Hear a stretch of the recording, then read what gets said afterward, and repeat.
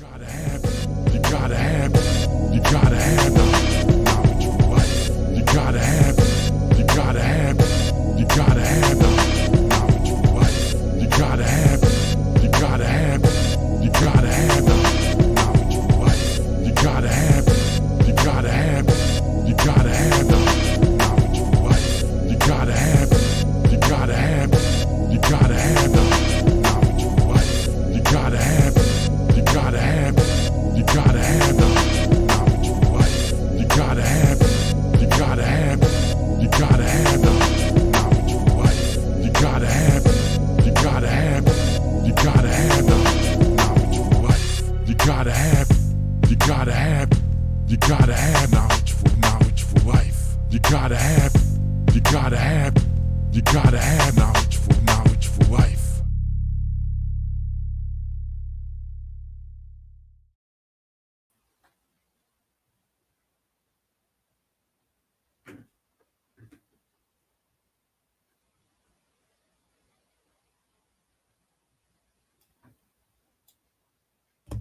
Assalamu alaikum.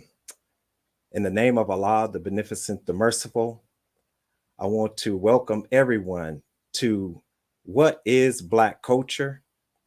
Reestablishing the Black Family. Today we have a powerful panel that will discuss this very timely subject. But before we begin, we want to always start off with prayer. And I think that since this is Father's Day, that our Father, the Lord's Prayer, is an appropriate way to start it off. And then we will say a Muslim prayer. So for those who are in the viewing audience and those who will listen later to the podcast, please listen to the words carefully and pray along with us. Our Father, who art in heaven, hallowed be thy name. Thy kingdom come, thy will be done on earth as it is in heaven. Give us this day our daily bread, and forgive us our trespasses, as we forgive those who trespass against us. Guide us to the best of morals, and deliver us from evil. Amen. And so now I will go ahead and say the Muslim opening prayer, and we will begin the program. O Allah, surely I've turned myself to thee, striving to be upright to he who originated the heavens and the earth, and I am not of the polytheists. Surely my prayer, my sacrifice, my life, and my death are all to thee, Allah, Lord of all the worlds. No associate has he. This I am commanded, and I am of those who submit. O Allah, thou art the King, there is no God but thee. Thou art the Lord, and I am thy servant. I've been greatly unjust to myself, and I do confess my faults. So please grant me protection against all my faults, for none can grant protection against faults but thee. And guide me to the best of morals, for none can guide to the best of morals but thee. And turn away from me those evil and indecent morals, for none can turn away from me those evil and indecent morals but thee. O Allah, bless Muhammad and bless the true followers of Muhammad as thou did bless Abraham and the true followers of Abraham, for surely thou art praised and magnified. And O Allah, make Muhammad successful and the true followers of Muhammad as thou did make Abraham successful and the true followers of Abraham, for surely thou art praised and magnified. Amen. Once again, I want to thank you for tuning in to Knowledge for Life. Just to give you just a little bit of Knowledge for Life, we are a nonprofit 501c3 organization, and we would ask that if you enjoy this program, please donate to our nonprofit organization. You see you can scan the QR codes that are on the screen. Also, you can go to Cash App with the $ and type in Know for Life, KNOW, the number 4, LIFE, or you can go to PayPal and you can type in Knowledge for Life. And that is a way that you can give to our organization, because we want to definitely not only do this program, but we have a number of different programs that are coming up that will address mental health and wellness. With that, I want to also just say a few words from the Honorable Minister Louis Farrakhan, which, since we are talking about what is Black family. So I will read this and we will begin. What is family? The Honorable Minister Louis Farrakhan, my leader, teacher, and guide, states that a family is a unit brought together by common bond of blood, of genetic commonality, of history, culture, of language, and a common place. Family, the smallest unit of family, is comprised of a mother, a father, and a child. The strongest union of mother and father produces a strong child. Therefore, when God instituted family, he also instituted laws to protect family, for anything that erodes family, community, and nation, therefore, is against God and against family. So with that, I want to go ahead and turn this over to our executive assistant. I'll bring her on. Hi, everybody. And Sister Tone, you will go ahead and introduce our panelists. Thank you, Sister. Yes, so I am super excited. We have some serious topics to talk about today that I feel like is really important within the Black community. We have 4 different panelists with us today. We have Myla Jones, we have Danny Rodriguez, we have Angelica, and we have Musa.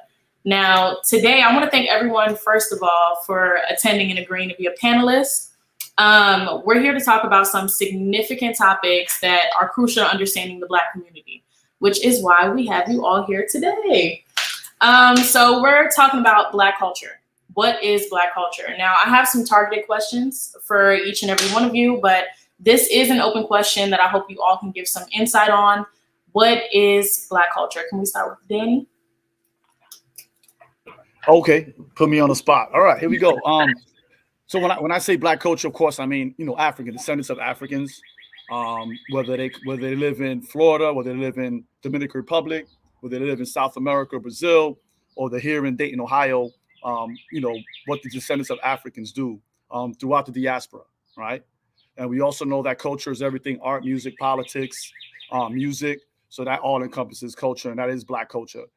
Much of what we do here in the United States, like what people consider American culture, comes from Black culture, right? Whether we're talking about symphonies, whether we're talking about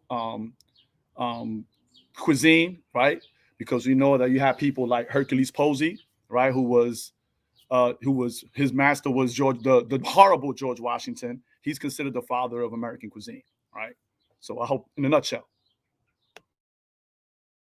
Okay, thank you so much. Could we hear a little bit from you, Myla? Sure. I definitely agree with all of that, and kind of just piggybacking, for me, it's just the many different contributions that have been made over, since the inception of this country and before, from people from many different parts of the world who have not only embraced the culture of what it means to be Black, but in many ways had to transform it in some way, shape, or form to adjust to certain types of cultures in order for it to continue to survive and thrive.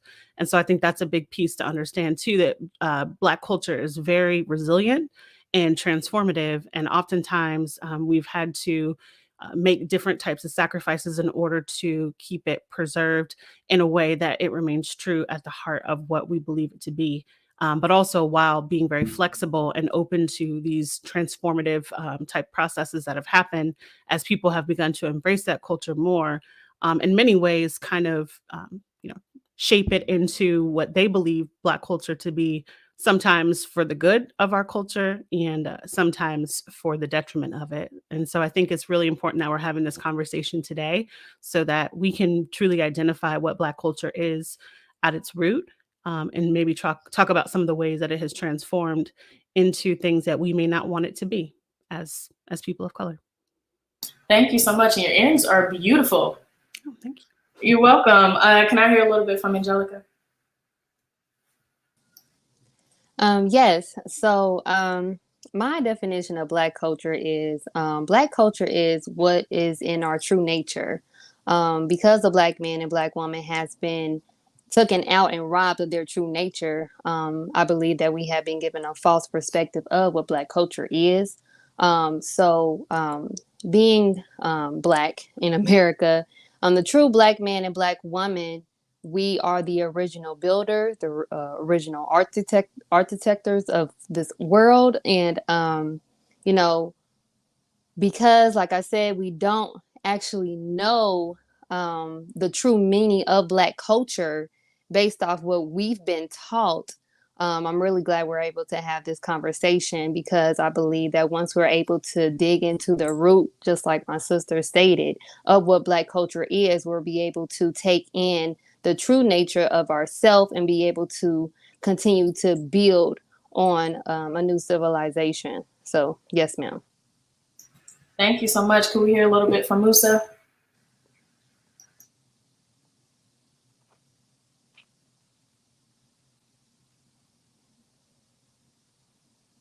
How y'all doing? Can y'all hear me? Yeah, Yes, sir. we're good. Okay, yeah. First off, I want to give honor, give glory to God first. You feel me? God of the ancestors and God of the earth. You feel me? So, I really think that we should get back to the basis of really what culture actually was. The foundation of culture was structured upon. You know what I'm saying? Because back when we were separate from our enemies, we vibrated different. You know what I'm saying? When you leave us alone, we actually we vibrate different, and we interact with each other different. But when we are amongst our enemies and we are still in the yoke of our bondage, we take on the characteristics of our enemies, you know. So that's one of the bases. And independence, I believe, should be another thing, because when we go to our enemy for what we need, our women folk depend on government assistance. And when we know what happened with government assistance with the women liberation, Gloria Steinem and the CIA. We know what they constructed against our people and our family. So I think that instead of compromising and conforming to what we know today to be the right way or the white way, you know what I'm saying? Uh, we should think for ourselves again, you know what I'm saying, and separate from anything the enemy has instilled in us, you know what I'm saying? Because that's what we are for real. And once we separate from this mentality, that's when we can actually take the first step to real freedom, the first step to real culture, real independence. Thank you guys so much for that. I'm glad I got a chance to hear from each and every one of you. And I'm glad we got a little bit of an understanding of what Black culture is. We got a little bit from each of you, and we can kind of bring that collectively, you know, to have a common definition. So now that we understand what Black culture is, I kind of want to dive more into the Black family structure and direct this question towards Angelica. I know that you help women of color heal from mental, physical, and spiritual wounds. So I would love to know what you feel the benefits are to a woman being married within the Black community. Oh, yes. It is actually, I honestly believe it's necessary. I believe marriage for women is necessary only because, you know, the woman, we are the ones that continue to build and bring in a new world through our children. So, you know, we can't we can't do that if, you know, the women aren't, you know, married or in a relationship with their other significant other. But because the woman is so valuable, and 75% of the work is actually with the woman, in order to bring in the new world. And with that being said, marriage is very significant. It has to be a balance though within that. And with this society not really too much honoring marriage, it has definitely been a imbalance of the world just in general. Just because there's not a strong foundation in the family. So I definitely believe it's very important for the woman to definitely consider marriage because of the amount of work that the woman has to do in regards to bringing in a new world. So yes, ma'am. Thank you. And how do you feel like that differs with man? How would you place his position within the marriage role? Well, yeah, I definitely believe that, the man and the woman, we all have different roles in different areas in our life and different, again, different roles that actually God has ordained the man and the woman to take on. So within the woman having her role, she has 75%, the 25% is left with the man.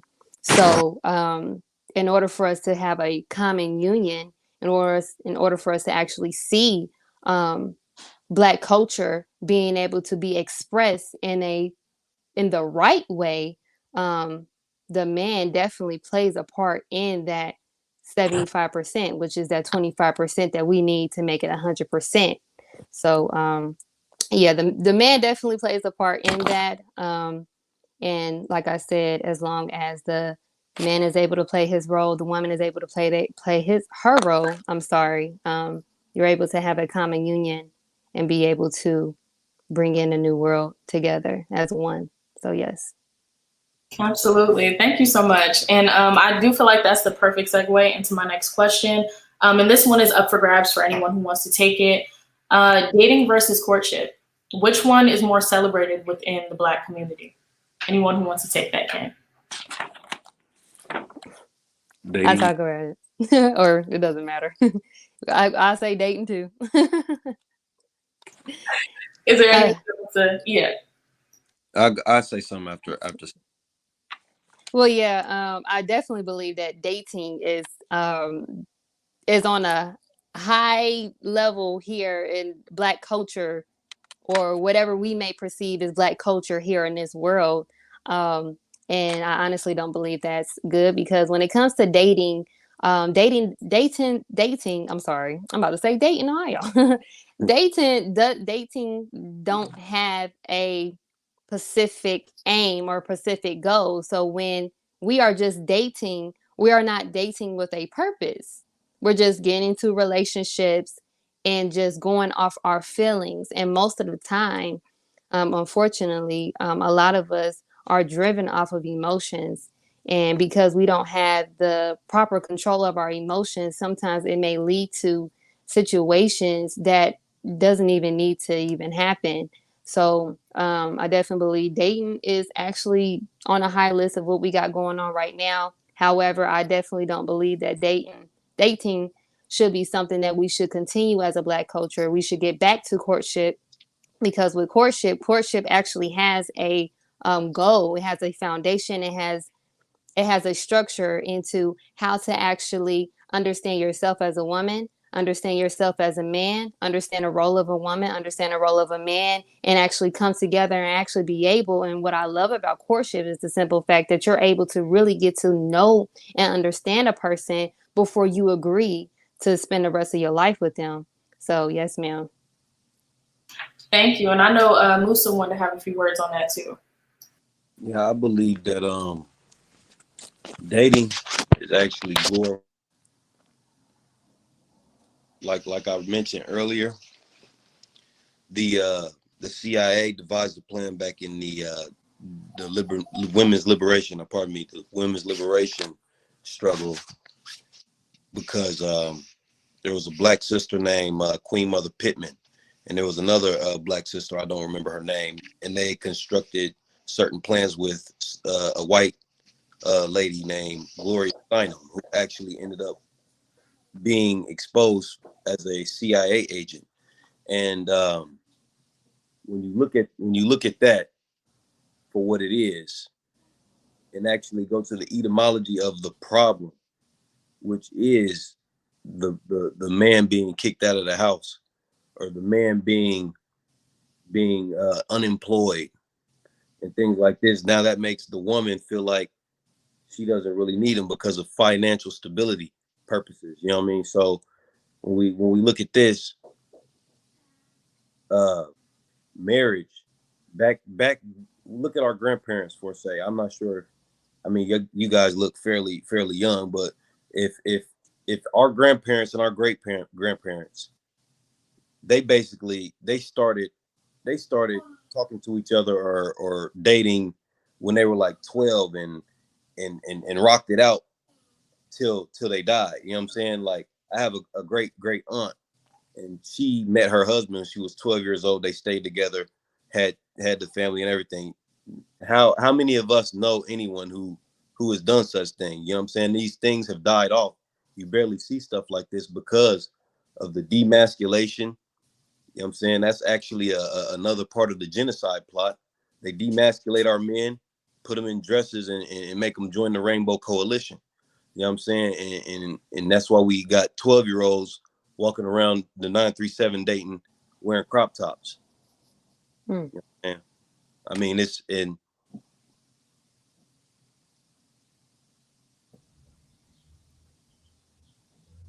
Hello? What happened? Hello? Oh, everything cool? I'm not sure what just happened. Oh, I thought I got kicked off. No, because I wanted to give a little pushback with the grandparents thing, and it's because I'm a historian. I teach CTE, but I'm a historian. That was where I started. I got my degree in history, but you know, my grandparents, they lived today. My grandfather died, he was 102. My grandmother was 96.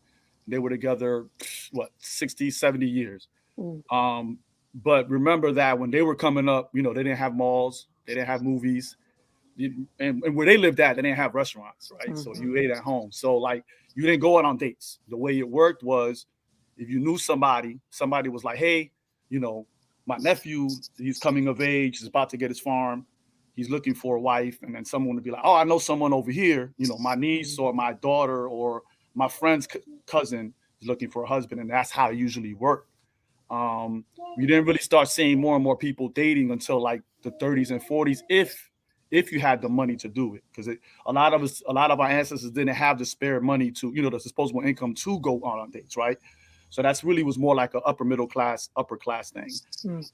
Then we have to talk about the Great Migration, where the factories were, right? So a lot of our ancestors moved from their places of origin where they lived around, which I want to talk about the extended family, because all our ancestors, Black culture is really about extended family, not the nuclear family. So it's about having, grandma, granddad, aunts and uncles, cousins in the house along with you.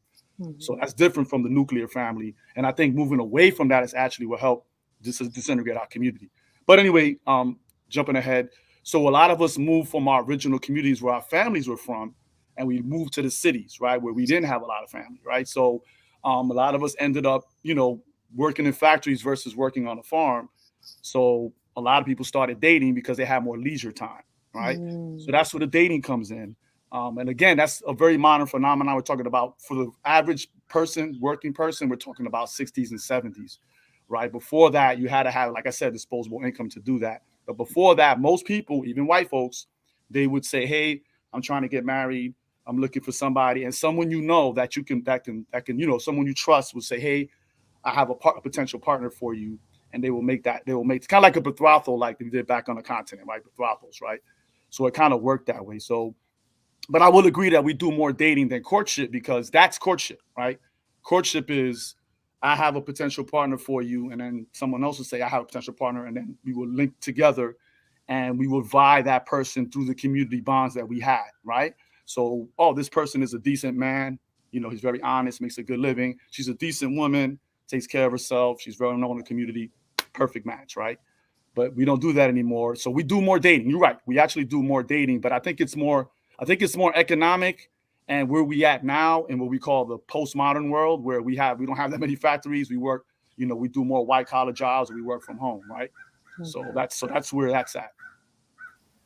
Thank you so much for that. If I can chime in, I know that we got these panelists. I would just like to chime in just on this topic, and I'm probably not telling the truth. I'll probably chime in on some other ones as well.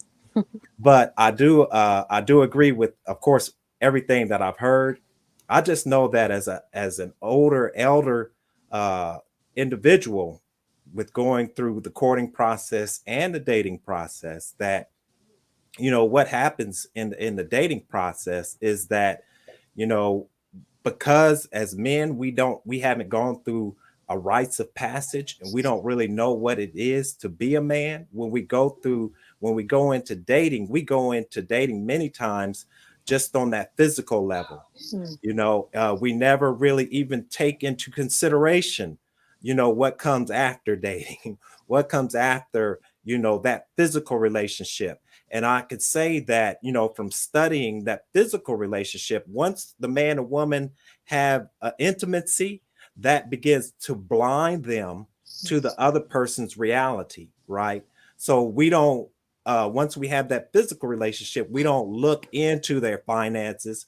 We don't see the dirty clothes on the floor. We don't see that, they can barely take care of themselves. We don't know their family. So courting, it allows you to go through this process so that your eyes are wide open. And so I just wanted to chime in on that aspect of it. Thank you.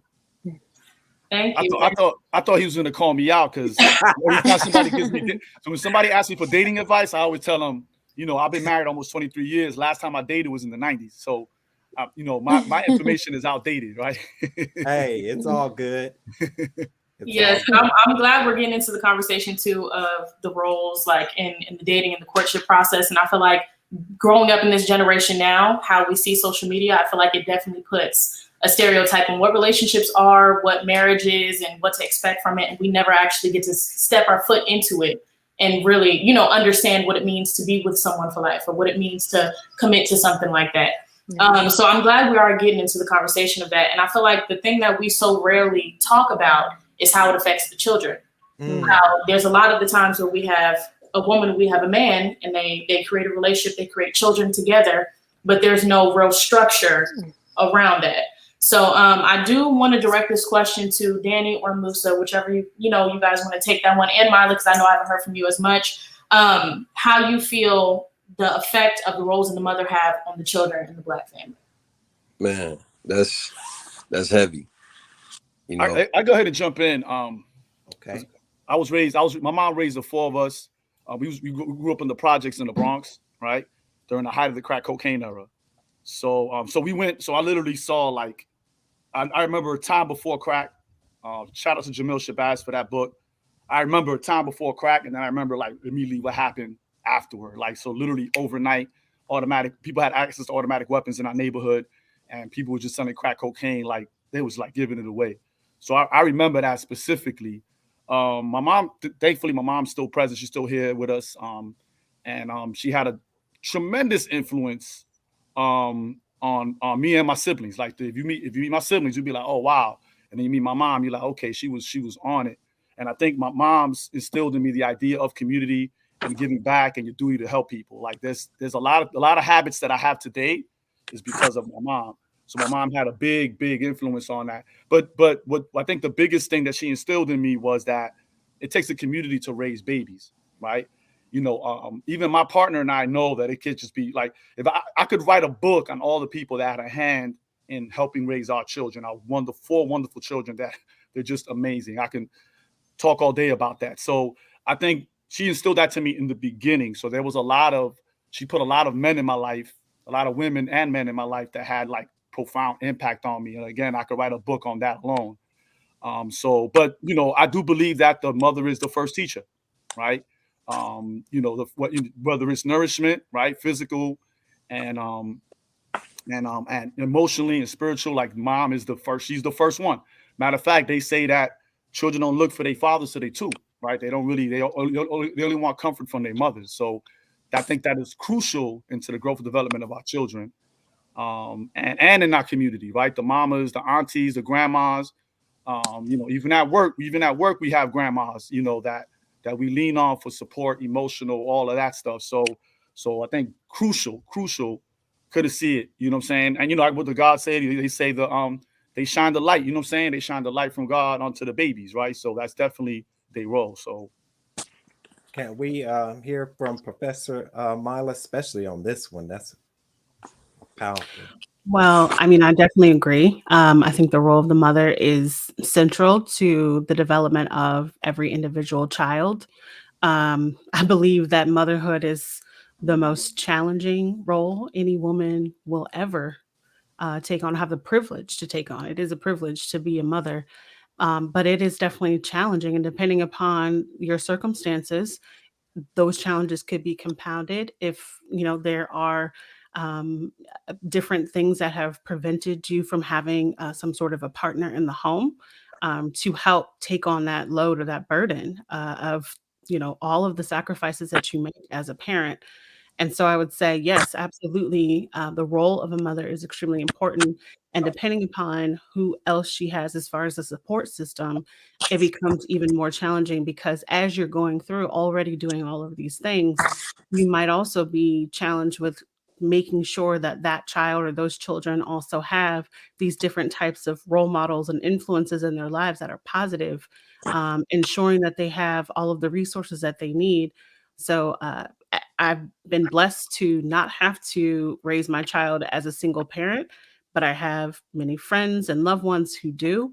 And I know that it's very important as well for other mothers to be involved in, those loved ones and those children's lives to show that there are different ways in which parenting can happen. Just because you might be the product of one or the other doesn't mean that there aren't still going to be opportunities for you. I think, we often get caught up in the generational trauma that we see. And so I think it's important to expose children to all different ways of parenting because there's really no right or wrong. Everyone, every single child is going to experience some sort of trauma, whether you believe you're doing it right with two parents in the household, one parent, they're adopted, whatever that, raising looks like, they're going to come out of it with some sort of kind of lived experience or trauma that they're going to have to deal with. So it's really important that children are exposed to all of these things so they could make the best decisions for themselves. And also, again, the importance of having some sort of a real male role model or father figure, if they don't traditionally have that in the home, is extremely important. We were just talking about this yesterday. I love being a mother, but I'm a mother. I am not going to be able to be my child's father. I am not going to be able to instill certain things into him the way that a man could. So if I wasn't married, or if he did not have a traditional father figure in the home, I would still find it very important to ensure that he had those types of individuals influencing him. And he still does. He still has other people that he can go to and talk about different things to learn and grow. And to fully become a young man or a young woman, you absolutely have to have multiple people playing different roles in those children's lives. So I do think it's important to, say that motherhood is important. It's a beautiful thing, but I think sometimes we honestly put a little bit too much emphasis just on that role. And sometimes we forget to also ensure that children are getting well-rounded groundings and teachings from all people. Absolutely. Is anybody else want to touch base on that as well? Expand a little bit.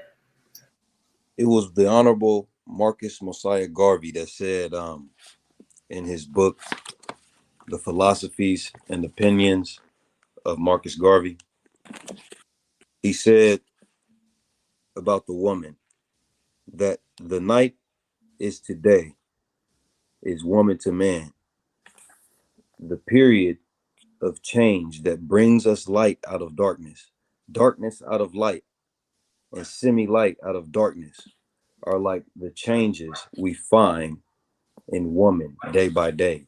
Okay, so he's basically talking about there because the Holy Quran teaches us that the man and the woman are twin halves, right?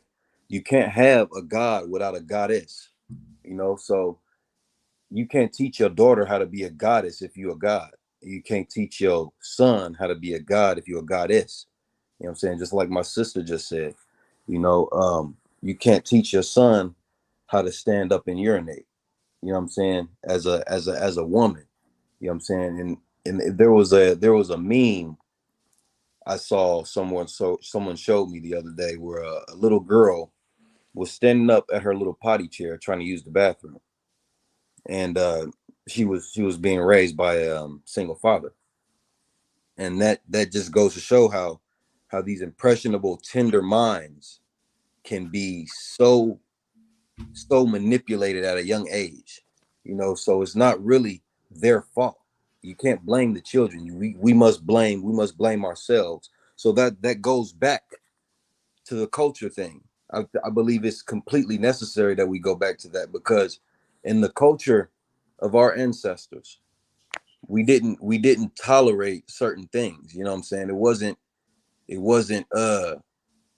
you're a 12-year-old young adolescent, young man, and your mama's still saying, "Oh, come on, baby, let me show you this."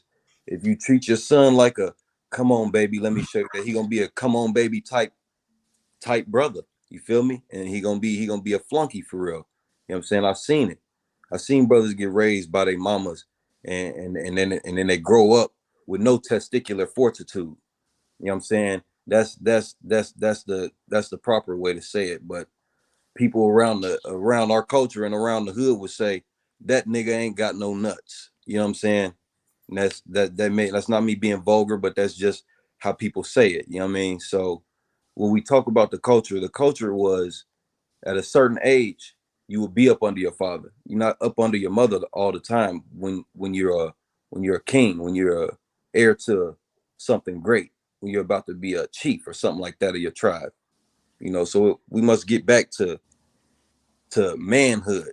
You know what I'm saying? Manhood training at the early ages, and learning how to teach our wives to teach our daughters to be princesses, and not whores and twerkers and strippers and stuff like this. You know what I'm saying? That's, the scripture says there shall be no whore in the daughters of Zion. Thank you guys for that. And I'm glad we got to touch base on the different roles when it comes to the man and the woman in the family and how that affects the children. Being the fact that we're coming up on a social media age and social media generation, and we're getting to see these different stereotypes and these different derogatory depictions of the different roles within the family. How do you guys feel like the depiction of men being players or the depiction of women being either gold diggers, whatever the case may be, how do you feel like that corrupts the Black family? This question is up for grabs as well for anybody.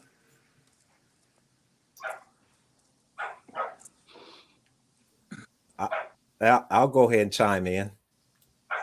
Let me put my little name tag up there.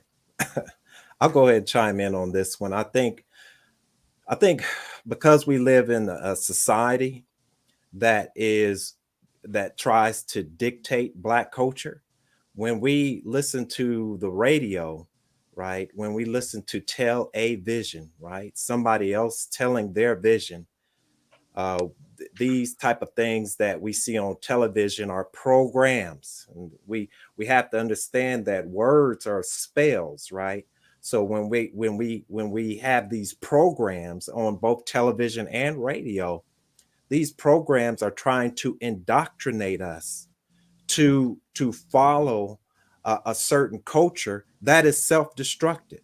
And when we look at culture is a way that people relate to each other. It's a code of conduct, and it's also a way of solving problems. So there's no culture that is a self-destructive culture, because the people wouldn't exist. However, when we look at Black culture in America, we look at something that is self-destructive because it's actually an alien culture. It's not our culture at all. So I definitely want to agree with everyone and say that, you know, when we look at us in our condition today, this is why I say that we have to reclaim or reestablish the Black family, because the way that the structure of family is given to us today, as the Bible says, there's a way that seemeth right, but the ends thereof is the way of death. And I just wanted to chime in on that one. Thank you. So now that we kind of got an idea a little bit of how social media can destroy, corrupt the Black family? Because I definitely feel like social media is such a strong presence and it has such a strong influence on our generation today, especially within the Black community. We're set with such unrealistic expectations. We see things on social media and we don't know how it is in real life because we don't test it out. We get to see it on a screen. We get to see how other people experience that on a screen. And seeing how that stereotype that can be put out there in the media, seeing how that corrupts the Black family. I wanted to know how you guys feel like the U.S. government plays a part in the Black family or in the Black culture. Can I rewind back just a little bit on the social media part? And also speaking to like music and art, because music and art, that's a reflection of our society, right? It's a reflection of how we feel, right? I think Yasin Bey said it best on his first album. He said, if the people are smoked out, hip hop's gonna be smoked out, right? So it's a reflection of what our culture is. But I think with social media, I think social media is once again another reflection of where our culture is. I don't think it's revealing anything new, right? And I tell a lot of my students, I say, if they had YouTube when I was a kid, I'd probably be in jail, right? Because there's a lot of stuff that I did that I'm really thankful that I didn't record, right? I didn't record, you know what I'm saying? So like, I don't think social media is a tool, right? Just like a hammer, right? I could take a hammer and I could bust somebody's windows open so I could break into their car, or I could use that hammer to build a house. So it's how we use that. But again, like I said before, it's also a reflection of our culture and what's around us, right? So I think there's a lot of external factors that that has helped to disintegrate our community. And yes, they have been insidious. And yes, they have been intentional and deliberate. Yes, the U.S. government has played a part. So I just kind of like want to throw that in there when it comes to social media.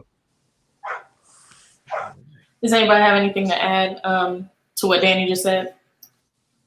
I would say I definitely agree with that. I think, there are times when I post and, most of my posts are all just positive, brown boy joy about my child, things that he's doing, things that I might be doing out in the community. And it never gets personal of maybe what might be going on, negatively or, something we might be dealing with as a family. And sometimes I'll have people say, your posts are too positive. You're not telling us what's going on and bringing in all your baggage. And that's kind of a part of the culture that has been created with social media. And it's, if you're not airing all your dirty laundry, almost as if you're not using it correctly. And I kind of hate that narrative, if I'm being honest, because it just plays in and continues to perpetuate what people already want to believe about, especially people of color. And so I choose to completely go against that.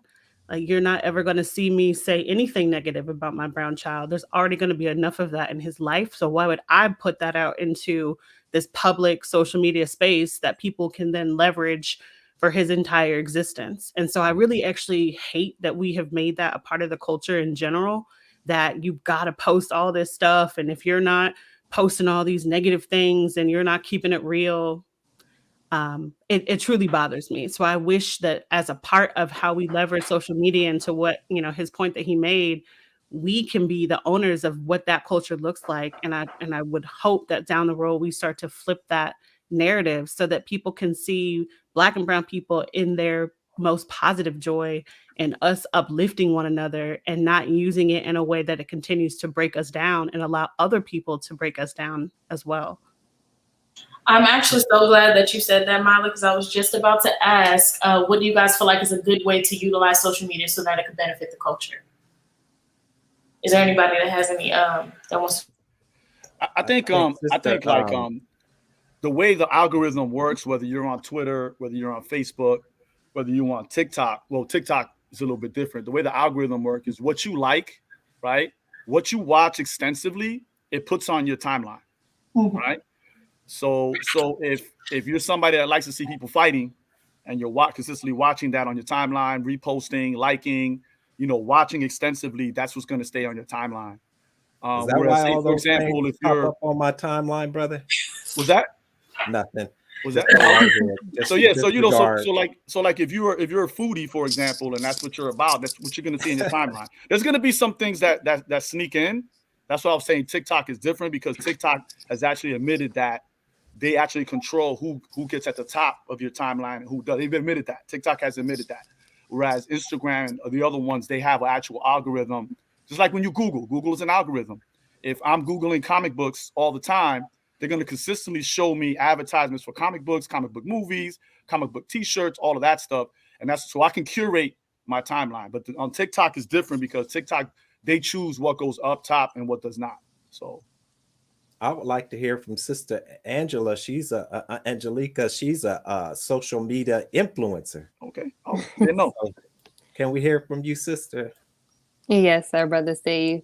I definitely believe that I am going to kind of piggyback on Brother Danny. He spoke about the algorithm. Understand that, yes, they may have control of the algorithm in some way, but we have more control of that.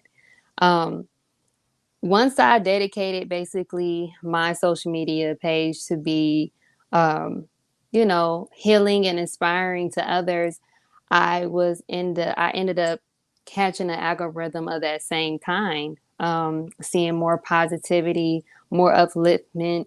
Yes, there is cases where something may pop up, but it's not as much. I believe that also dictates your mindset as well.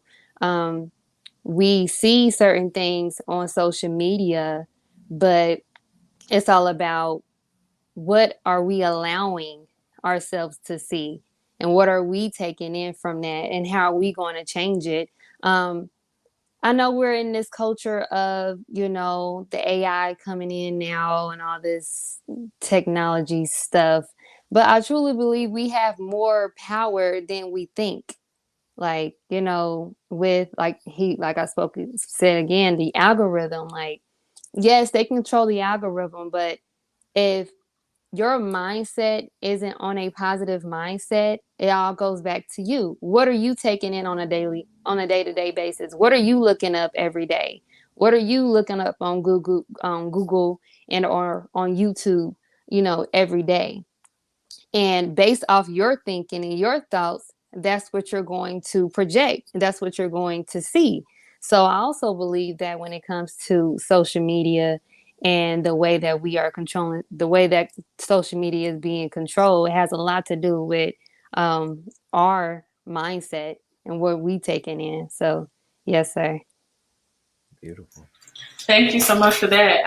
And I know something else that's been in social media, not nowadays, but I feel like adoption too, when it comes to the impact on the Black family. I feel like we don't talk about that enough and how that affects the child and how, the roles of that mother and that father, how that bounces off and affects the family structure. So I want to know how you guys feel about adoption in the Black culture. Is it present? Is it prominent? Is it something that we don't discuss enough? I think this is from personal experience. One thing I love about our community is that I remember growing up in the hood. I remember growing up with people that I thought they were family, like meaning blood family, right? I thought they were blood family, right? Like my whole life. And then I would go to like a wedding or like a graduation party, and they're like, shout out to mom and dad. Y'all literally took me off the street. Y'all ain't know me, and y'all adopted me and never told anybody anything. And I was like, what? And that's happened so many times. It is to this day. I'm 50. It happens to this day. It happens so many times. I'm always, first of all, it's beautiful. I think it's amazing that we were doing this before I even knew what the word adoption meant. So it's definitely part of our culture when family members pass away or they're unable, that we take them in and treat them as our own.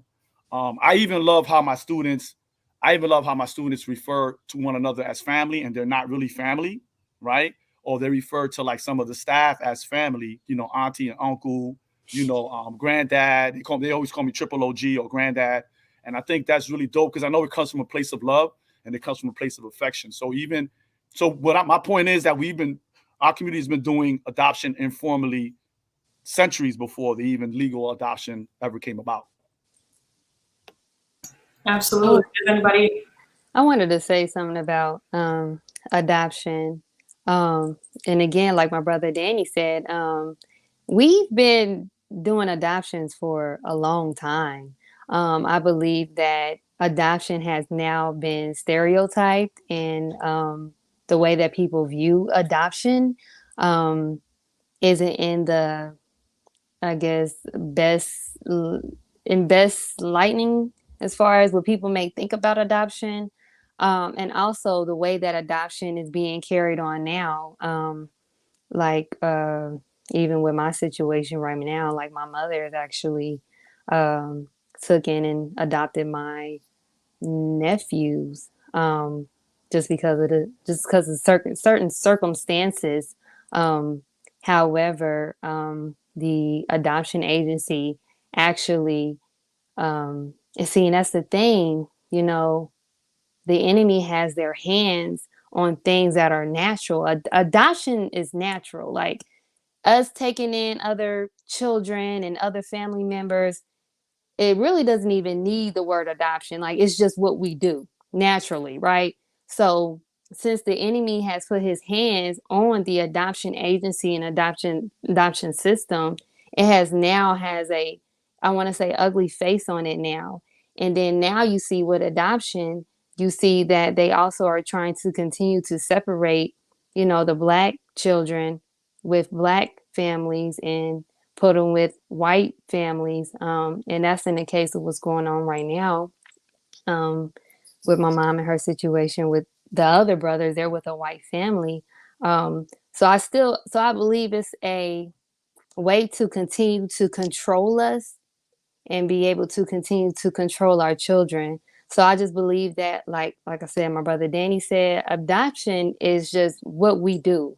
Like, someone passes away, your family, like, we all look at each other as family. It doesn't matter. And I believe that's how our ancestors was, like, your family, we're family. But because it has been a different narrative in the basis of adoption, it has corrupted what adoption truly means. And we also don't want to have the responsibility anymore to help and raise children, because we don't know actually how it is to truly be a mother and truly be a father. So that's all I have to say about that. I Thank just you. wanted to add Oh, really I'm sorry. quickly, if I could. I just want to say I've actually seen adoption, especially speaking to the piece about white families when they adopt Black children. I've seen it done well, and I've seen it not done well. And so I just wanted to speak on that. I mean, if you have white families who are making a concerted effort to truly understand the child that they are adopting and who are willing to embrace that child's culture essentially almost as their own, they have to make it a part of the everyday dynamic. You're dealing with, different hair. You need to understand that there are different hair products, that there is a different just culture and a way that they will have to move throughout life.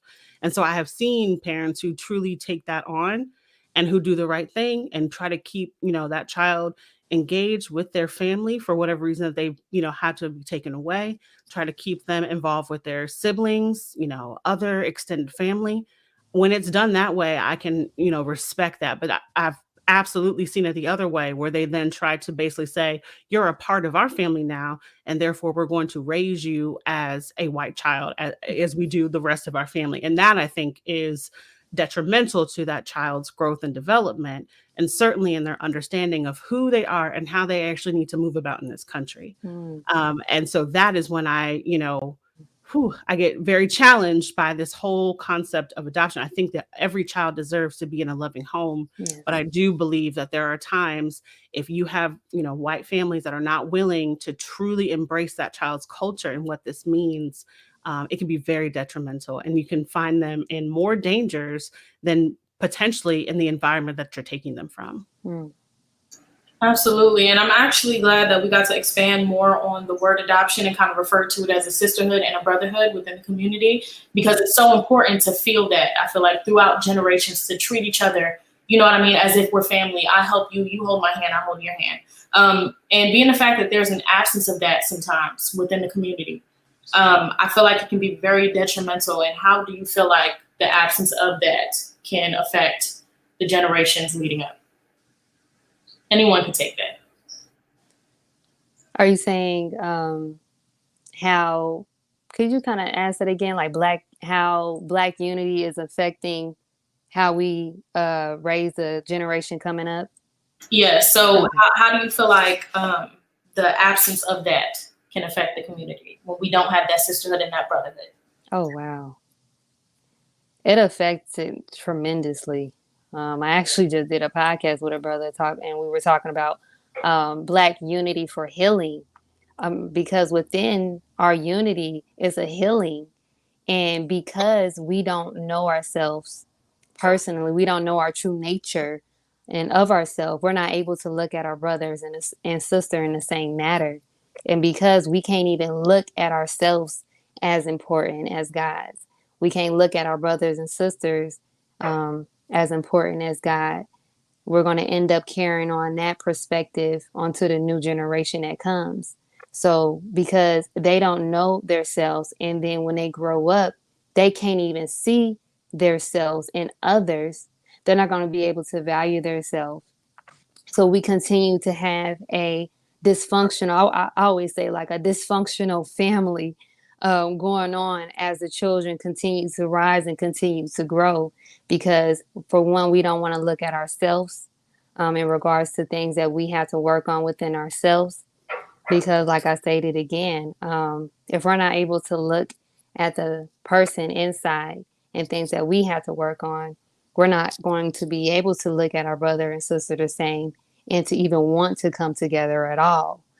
So Black unity is very, very essential, and it has been playing a big part in how the next generation come about, because our next generation is starting to hate themselves more, and they are starting to help hate their brother and sister even more. So it's just continuing to cause a destruction in the Black family. Absolutely. Does anybody have anything they want to add to that? There's actually a scripture in Deuteronomy that talks about that. Deuteronomy chapter 28, and it talks directly to us, the chosen children of God. You know what I'm saying? But 48 says 48 says that, no, it's 54. It says, so that the man that is tender among you, his eye shall be evil towards his brother and towards the wife of his bosom. We the only people that do that. You know what I'm saying? We got an evil eye towards our brother. We see our shoes and somebody step on our shoes, and now he ready to kill this man. You know what I'm saying? You got a lot of young men around here talking about these hoes ain't these B word. You know what I'm saying? You know what I'm saying? They getting down, just calling the women all types of dogs and bitches. You know what I'm saying? So that's what the children are actually developing at, and it all plays everything that we spoke on. It plays a part. You know, the TikTok from the Netflix and the YouTube and all of this stuff. You know what I'm saying? Our children are developing sexual appetites at 5 and 6 and 7 years old. This is sick. You know what I'm saying? This isn't our friend that's bestowing these things upon us. This is an enemy.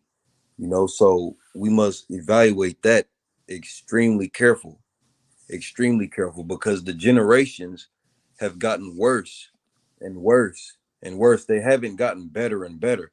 Think about it. During slavery, Frederick Douglass didn't know about Nat Turner, Denmark Vesey, and everything. Harriet Tubman didn't know anything about that. They probably couldn't even damn read. You know what I'm saying? They and these children have all of this history at their fingertips, but they want to do TikToks and watch God knows what. You know, so we must establish order first. You know what I'm saying? Frederick Douglass my bad. Frederick Douglass once said, "It is better to raise strong boys than to prepare broken men." So we can't focus on these grown people that they lost in the sauce. We can't do nothing with them. I mean, we love them. They can still contribute to the liberation and salvation of our people, but we can't waste our time with these old Negroes. You know what I'm saying? These people they don't have our best interests. They got their mind set in stone. Thank you, Milo or Danny. Do you guys have anything that you want to add to that? I think it's clear. We good. Okay, so the last question, kind of to like conclude everything. I know it's definitely not an easy feat to kind of explain this, but do you guys feel like there's anything that we can do to mend some of the holes that are in our culture? Seeing some of the downfalls that we're having or some of the areas where we're lacking. Do you feel like there's anything that we can do in order to rebuild what we call Black culture? I think, because I get asked this question a lot. I always tell young people, especially, I say, find your lane and work that lane, because there's different paths. We all have to work together for liberation, right? It's not going to be just one person that's going to get victory, or one group is going to get victory for us, but all of us. So you have to find out what your lane is, whether it's consciousness raising, whether it's agriculture, whether it's STEM, whether it's education, whether it's spirituality, whether it's healing, mental health. You got to find that lane, work that lane, and help our people. That's how we're going to do it. Yes, sir. It was brother Muhammad that said, the battlefield is on all fronts. Like my brother here, Rodriguez, he just said it. Everybody has to work a lane. You know what I'm saying? The liberation and revolution is an organism, and we all play a part in that organism. See, we must all do the job that we are assigned to do. You know what I'm saying? Whatever we do, if we write, we should be writing about liberation. If we preach, or if we're a pastor, we should be preaching liberation. If we are an artist, we should be drawing and painting liberation pictures that electrify the people and give them spirit. You know what I'm saying? Give them kundalini. You know what I'm saying? And then we got every type of dynamic we can think of. You can contribute in that way, even if certain organisms have different setups, but they all have a rectum. You know what I'm saying? It was the most honorable Elijah Muhammad that says some people have to be the rectum. You know what I'm saying? For the organism, because if the rectum don't work, he shut everything down, right? So I mean, that's just a basic thing right there, But that's what we got to get to. That's what we got to get to. Organization for the organism. So I just wanted to say the root of the problem is self. I truly believe that the only way we're going to be able to come together, the only way that we're going to be able to see a change, is if we obtain the knowledge of self and obtain the knowledge of God. I mean, that's just really what it is. And the Honorable Minister Louis Farrakhan has given us a book. It's called Self-Improvement, the Basis of Community Development. That book is absolutely powerful. And as you see, it says self. We have to start with self in order for us to see any type of development within our community. So I truly believe, for anyone that's listening and do want to see a change starts with self. So whatever issues and problems that you need to work on within self, you're going to be able to see an improvement from others, because I believe that everyone that we encounter are mirrors of ourselves. So self-improvement and self is the root, and we need to go ahead and tackle that, and we will see, I believe we'll be able to see a change. Yeah, I agree. I think that not enough Black people love themselves and love what we represent. And so I think a lot of people spend their entire lives trying to get away from Black culture, trying to get away from communities. And then when they do, when it happens, it's like a sigh of relief, and then they don't go back and do the work and try to build up those communities. Or how about we even change that whole narrative of, why do we feel we need to run away from these communities? Why aren't we working to build them back up and bring value and leverage our resources to, allow people to sit where they are in good spaces and have resources and opportunities where they don't feel like they have to leave it in order to be valued and have self-worth. And so I think we have to find a way to, we should have the opportunity to live wherever we want and be at peace with that. But we also need to find a way to internally not think so negatively about certain spaces of which Black people reside, because we need to check in on our own biases and work hard to ensure that everyone is being given an opportunity to live their best lives, be supportive, continue to share good positive messages and energy about what people are doing, people doing really great work, lifting each other up. And just when you think about ways that you can support, invest and invest in Black, like in any way that you can, support, buy, even if you're going to have to spend an extra 15, 20 minutes of your time because you've invested in Black, do it, because it is worth it for us to love ourselves and love one another so that other people will then begin to invest and love and post about it. Use social media in a positive way to continue to rebuild what this country knows the Black community to be. Like, we have the ability to change that if we just continue to empower one another. Well, I want to say that I have genuinely learned so much from you guys today. I appreciate you all coming here and answering some of these questions. I know sometimes I was a little bit all over the place with the questions, but you guys gave your best, and I really appreciate it. And I hope whoever is watching learned a lot from what it is that you guys had to say. I want to give a little bit of time, because that was my last question. I want to give a little bit of time to the audience to see if there's anything that they might want to ask you before we close. We don't have anything from the audience at this time.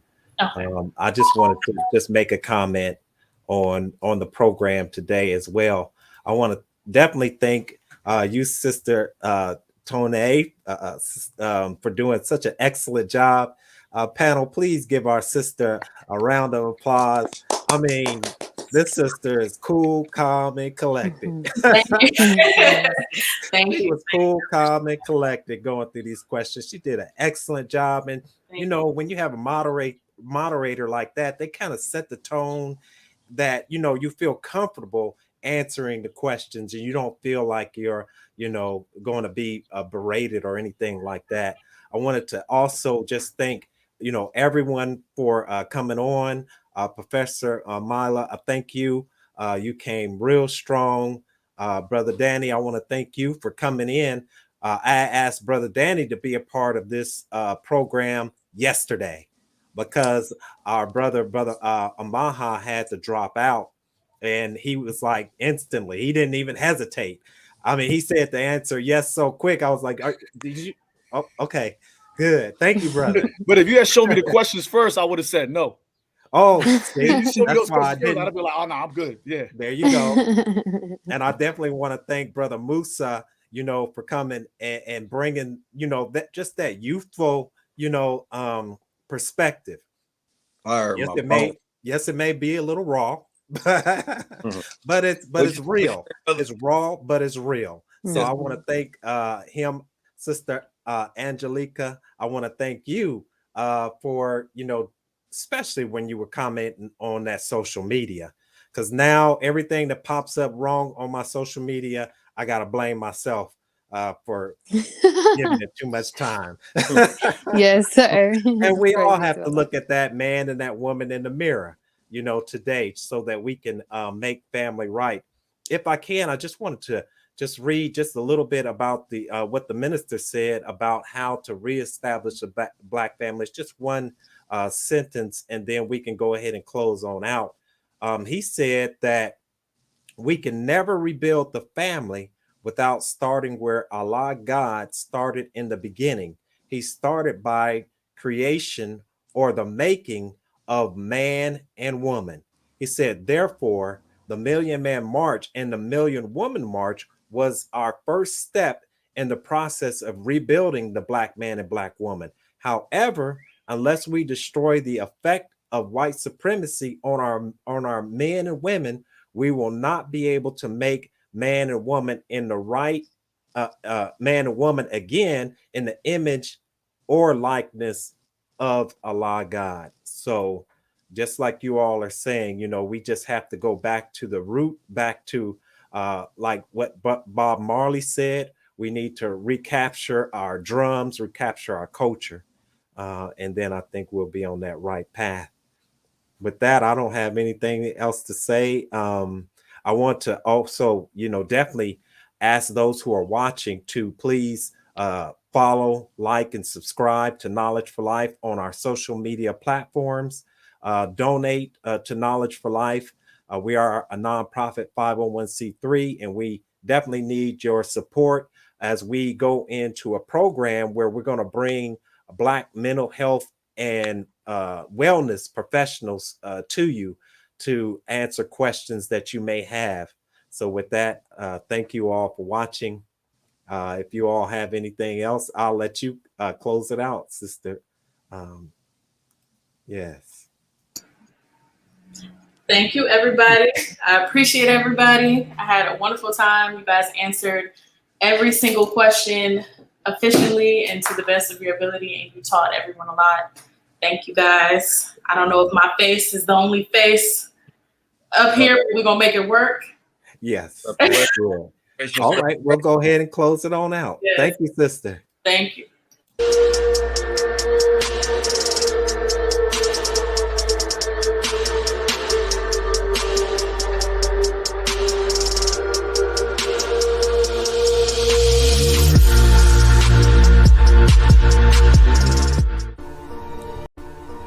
Greetings to you.